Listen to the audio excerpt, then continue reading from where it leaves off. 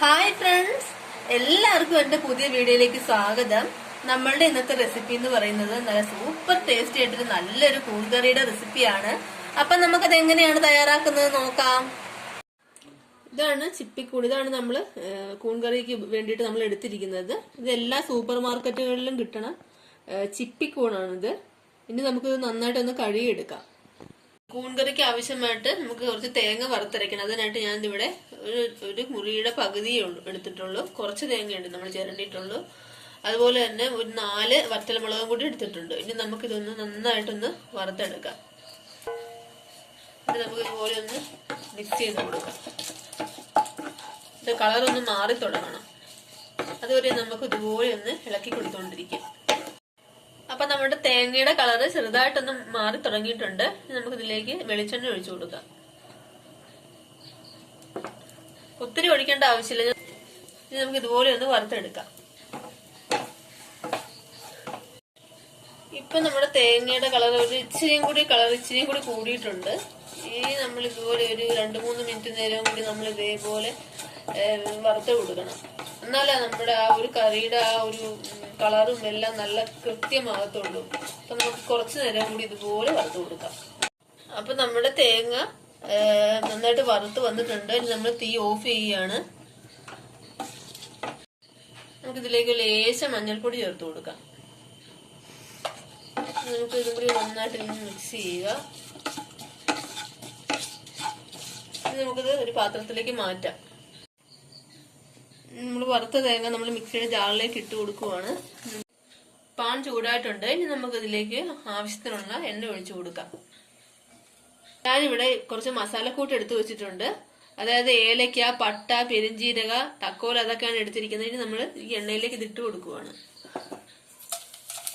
ഇതിലേക്ക് നമ്മൾ ഞാനിവിടെ കുറച്ച് പച്ചക്കറി അരിഞ്ഞു വെച്ചിട്ടുണ്ട്. അതിന്റെ കൂട്ടത്തിൽ നിന്ന് തന്നെ നമ്മൾ വെളുത്തുള്ളി, ഇഞ്ചി കൂടി ഇട്ട് കൊടുക്കുവാണ്. ഇതിലേക്ക് നമ്മൾ പൊടിയായിട്ട് അരിഞ്ഞ ഇഞ്ചിയും വെളുത്തുള്ളി അരിഞ്ഞ് നമുക്ക് ഇത് മൂപ്പിക്കണം. ചെറു തീ തന്നെ ഇട്ട് നമുക്ക് ഇത് മൂപ്പിച്ചാൽ മതി. നമ്മൾ മസാല ഒത്തിരി നമ്മൾ ഇതിൻ്റെ അകത്ത് ചേർക്കണില്ല. കൂൺ കറിയുടെ ആ ഒരു തനിമ നിലനിർത്താൻ വേണ്ടിയിട്ടാണ് നമ്മൾ അധികം മസാലകൾ ചേർക്കാതെ ഇങ്ങനെ നമ്മൾ ചെയ്യുന്നത്. നമുക്കിതൊന്ന് മൂപ്പിച്ചു കൊടുക്കാം. അപ്പം ഇത് മൂത്തിട്ടുണ്ട്. ഇനി ഇതിലേക്ക് നമ്മൾ ഇതുപോലെ പൊടി പോലെ അരിഞ്ഞു വെച്ചിരിക്കുന്ന സബോള നമ്മൾ ഇതിലേക്ക് ഇട്ട് കൊടുക്കുകയാണ്.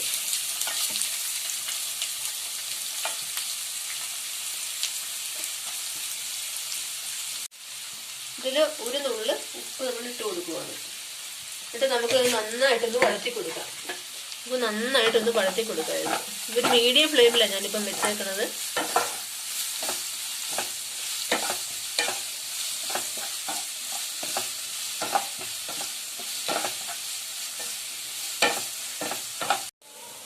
സബോള ചെറുതായിട്ടൊന്ന് വാടി വന്നിട്ടുണ്ട്. സമയത്ത് ഞാൻ കുറച്ച് കറിവേപ്പിലയും ഒരു തക്കാളിയും ഇതുപോലെ അരിഞ്ഞു വെച്ചേക്കുന്നതും കൂടി നമ്മൾ ഇതിലേക്ക് ഇട്ട് കൊടുക്കും. എന്നിട്ട് നമുക്ക് ഇതിന്റെ കൂടി ഇട്ട് നന്നായിട്ടൊന്ന് വഴറ്റിയെടുക്കാം.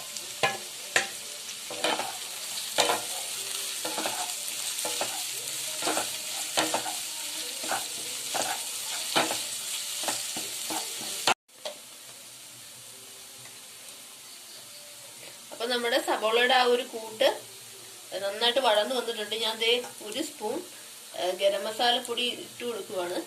നമ്മൾ മുമ്പും മസാലപ്പൊടി ചേർത്തേക്കുന്നത് കൊണ്ട് ഞാൻ അധികം ചേർത്തിട്ടില്ല. ഇതിന്റെ ഒരു പൊടിയുടെ ഒരു ഫ്ലേവർ കൂടി കിട്ടാൻ വേണ്ടിയിട്ടാണ് ഞാനിപ്പോൾ ഇത് ചേർത്തത്. അപ്പോൾ നന്നായിട്ടൊന്ന് മിക്സ് ചെയ്ത് കൊടുക്കുക.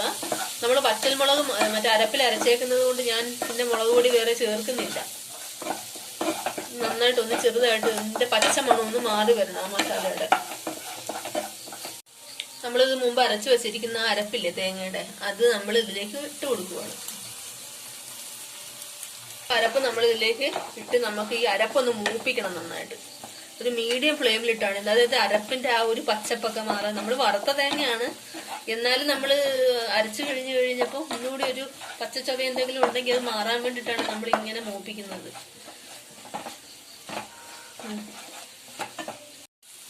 നമ്മൾ ആ മിക്സിയുടെ ജാറിലേക്ക് തന്നെ ഒരു ശകലം വെള്ളം ഒഴിച്ചിട്ടുണ്ട്.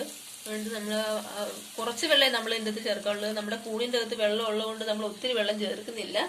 അപ്പം നമുക്കിതൊന്ന് മിക്സ് ചെയ്ത് കൊടുക്കാം.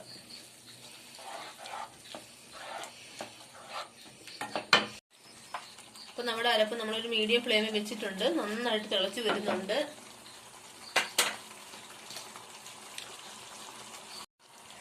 ഇനി നമ്മൾ ഈ കൂൺ ഇതിലേക്ക് ഇട്ട് കൊടുക്കുവാണ്.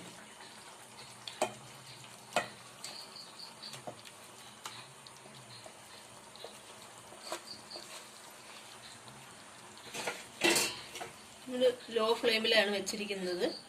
ജസ്റ്റ് നമ്മൾ ഇതൊന്ന് ഇങ്ങനെ ഒന്ന് മറിച്ചു കൊടുക്കുവാണ്. മിക്സ് ചെയ്ത് ഒത്തിരി ഇട്ട് നമ്മൾ ഇളക്കരുത്, ഇതൊന്ന് വേഗം പൊടിഞ്ഞു പോകുന്നതുകൊണ്ട് നമ്മൾ ജസ്റ്റ് ഇതുപോലെ ഒന്ന് ഇളക്കി കൊടുക്കുവാണ്. നമ്മൾ ഇന്ന് മൂടി വെക്കാൻ പോവുകയാണ്. നമുക്കത് മൂടി വെക്കാം. എന്നിട്ടൊരു 3-4 മിനിറ്റത്തേക്ക് നമുക്ക് ചെറു തീയിൽ ഒന്ന് വേവിക്കാം. അപ്പൊ നമ്മുടെ കൂൺ കറി നന്നായിട്ട് തിളച്ച് വരുന്നുണ്ട്. നല്ല ആ മസാലയുടെ ഒക്കെ നല്ല മണം വരുന്നുണ്ട്. അത്രയ്ക്ക് നല്ല ടേസ്റ്റി ആയിട്ടൊരു കറിയാണ്. ഒരു പ്രത്യേകമായിട്ടുള്ള രുചിയാണ് നമ്മുടെ കൂൺ കറിക്ക്. അപ്പൊ കണ്ടോ നന്നായിട്ട് ഇപ്പൊ നമുക്ക് ഏകദേശം ആയിട്ടുണ്ട്. ഇനി നമുക്ക് തീ ഓഫ് ചെയ്ത് കൊടുക്കാം.